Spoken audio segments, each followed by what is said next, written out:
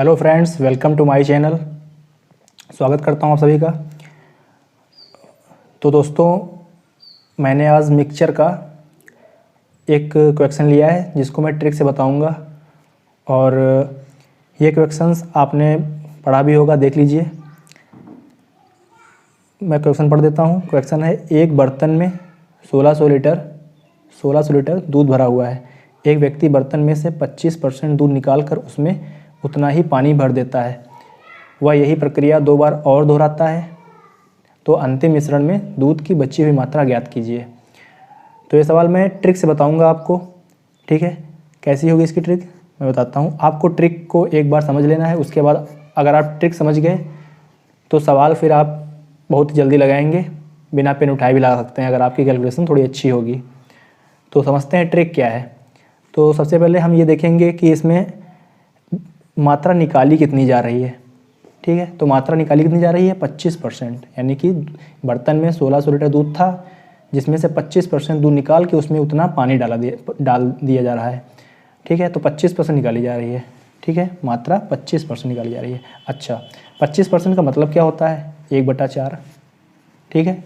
यानी 25% मतलब 1/4 कैसे, 25 बटे परसेंटेज हटा करके 100 नीचे लिखते हैं तो ये कट जाएगा, ठीक है। तो 1/4 हो गया। यानी इसका मतलब क्या हुआ, यानी कि अगर हमारे पास 4 लीटर कोई मिल्क था तो इसमें से 1 निकाले हैं, ठीक है। यही तो है, क्योंकि ये 1 जो है ये 4 का 25% ही तो है। तो बस इतना ही आपको समझ लेना है। यानी कि 25% हमने देखा 1/4, यानी 4 में 1 लीटर निकाल रहे हैं, इतना तो हम समझ गए। उसके बाद हम अब ये देखेंगे कि कितनी बार प्रोसेस किया गया है, यानी कि मात्रा कितनी बार निकाली गई है। तो निकाली कितनी बार गई है ये देख लेते हैं।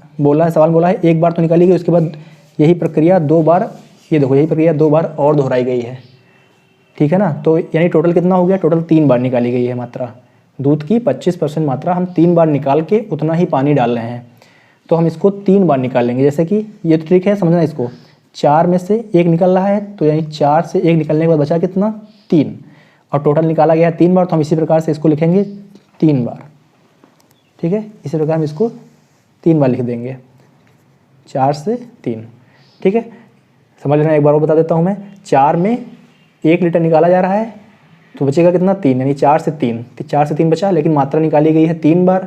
ये प्रोसेस किया जा रहा है 3 बार, तो हम लोग 4 से 3, 4 से 3, 4 से 3, ये 3 बार हम लिखेंगे। उसके बाद अच्छा क्या करना होता है, उसके बाद हम सीधी मल्टीप्लाई करेंगे ऐसे, ठीक है। जैसे कि 4 का 3 बार मल्टीप्लाई कर देंगे, 4 × 4 × 4, तो कितना हो जाएगा, 64, ठीक है, रेशियो। इसी प्रकार 3 का कर देंगे आपस में मल्टीप्लाई, तो ये कितना हो जाएगा, 3 × 9 = 27, ठीक। अच्छा, अब ये हमको 2 रेशियो मिल गए। अब इसमें समझने वाली बात है, अब मैं जो समझाने जा रहा हूँ इसको बहुत ध्यान से समझना, ठीक है। क्योंकि एक बार ट्रिक अगर आप समझ गए तो फिर सवाल बहुत जल्दी लगाएंगे आप। बात तो समझने की, अगर आप समझ गए सवाल तो बहुत जल्दी लग जाते हैं। अब देखो, यहाँ से हमने 2 वैल्यू प्राप्त की, 64 और एक 27। अब ये समझना, ये 64 और 27 वैल्यू जो हैं ये किसको डिनोट करती हैं, ठीक है ना। ये हम देखते हैं। अब ये जो 64 है ना, ये हमेशा याद रखना, ये हमेशा शो करती है बर्तन में, ये हमेशा शो करती है बर्तन में दूध की प्रारंभिक मात्रा, दूध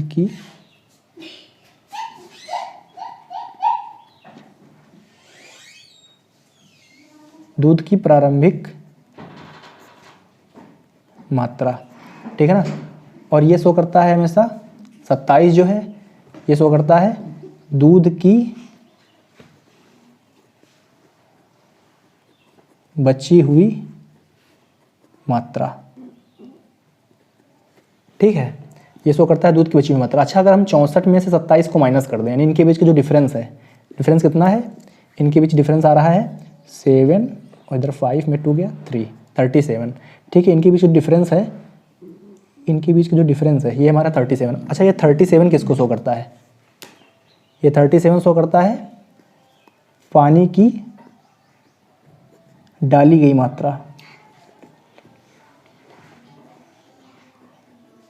ठीक है ना। ये शो करता है हमेशा पानी की डाली गई मात्रा। और ये याद रखना, ये हमेशा यूनिट्स हैं।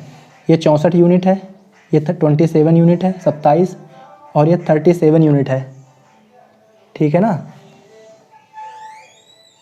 तो ये समझ आ गया ना। अब देखो सवाल में पूछा क्या है हमसे, सवाल में हमसे पूछा है तो अंतिम मिश्रण में दूध की बची हुई मात्रा पूछा है, नहीं हमसे किसकी वैल्यू पूछी है, हमसे पूछी है बची हुई मात्रा, ये है ना हमारी बची हुई मात्रा, यानी 27 यूनिट की वैल्यू। तो हमको बताना है 27 यूनिट की वैल्यू बतानी है। अच्छा, तो क्वेश्चन में दे क्या रखा है, दे रखा है 64 यूनिट की वैल्यू। 64 क्या होता है, 64 होता है बर्तन में दूध की प्रारंभिक मात्रा, और दूध की प्रारंभिक मात्रा है कितनी, दूध की प्रारंभिक मात्रा कितनी है 1600 लीटर। यानी कि हमको पता है 64 यूनिट की वैल्यू कितनी दे रखी है, हमको पता है 64 यूनिट की वैल्यू दे रखी है 1600 लीटर। तो यहाँ से 1 यूनिट की वैल्यू निकालेंगे हम, कितना हो जाएगा 64 लीटर। ठीक है, हमको वैल्यू निकालनी है 27 यूनिट की, तो यहाँ से हम 27 यूनिट की वैल्यू निकालेंगे। 27 यूनिट की वैल्यू हो जाएगी 1600/64 × 27 लीटर।